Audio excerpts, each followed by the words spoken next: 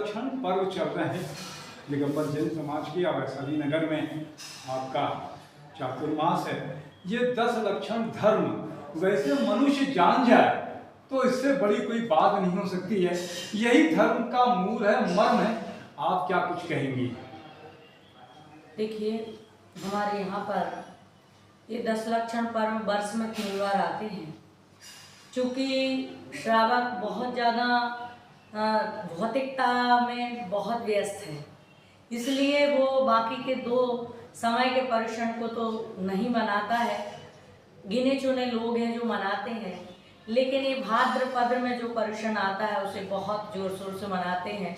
और उसका उद्देश्य मात्र इतना ही होता है कि जिस प्रकार पूरे 8 महीने की जितनी भी गंदगी होती है, सारी गंदगी को सिर्फ बरसात ही साफ कर पाती है।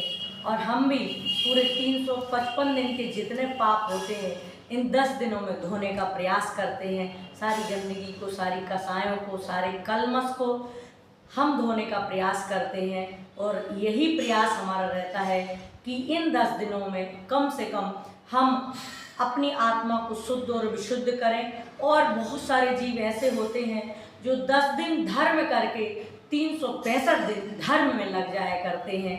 इसलिए यह 10 लक्षण पर्व हम बहुत शुद्धि और विशुद्धि के साथ भगवान की आराधना और पूजन के साथ मनाते हैं।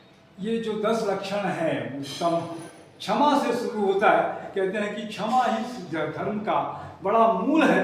व्यक्ति अगर क्षमा करना सीख जाए और उसके बाद में उत्तम मार्जव, उत्तम आर्जव, ये सारे के सारे संयम, तब देखिए, हमारे धर्म में उत्तम क्षमा सबसे पहला धर्म आता है।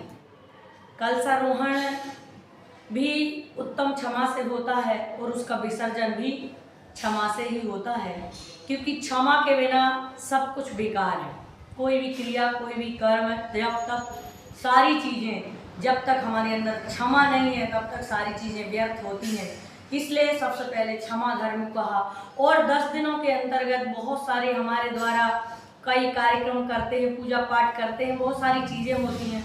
उन सभी चीज़ों में हो सकता है कहीं कोई कसाय उत्पन्न हुई हो, तो इसलिए अंत में भी उसका हम विसर्जन करते हैं। तो यहाँ पर सबसे पहला धर्म आता है उत्तम क्षमा धर्म।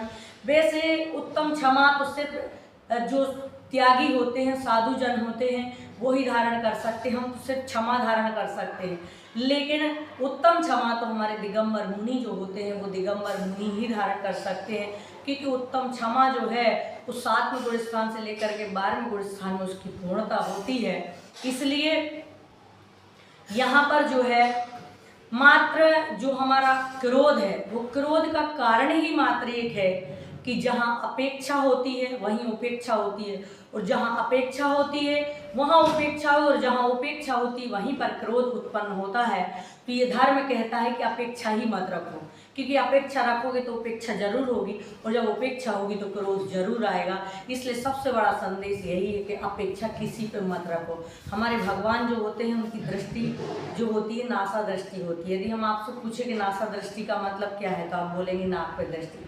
भगवान की दृष्टि नाक पर दृष्टि नहीं, बल्कि भगवान की दृष्टि होती है ना आशा इति नासा, मतलब आशाओं से रहित। हमारे अंदर आशाएं हैं, अपेक्षाएं हैं, इसलिए हमारे अंदर क्रोध है, मान है, माया है, लोभ है, आदि सारी कसाएं हमारे अंदर हैं। और जहाँ से हमारी आशा और अपेक्षा खत्म हो जाती है वहाँ पर अपने आप आशाएं और अपेक्षाएं खत्म हो जाती हैं।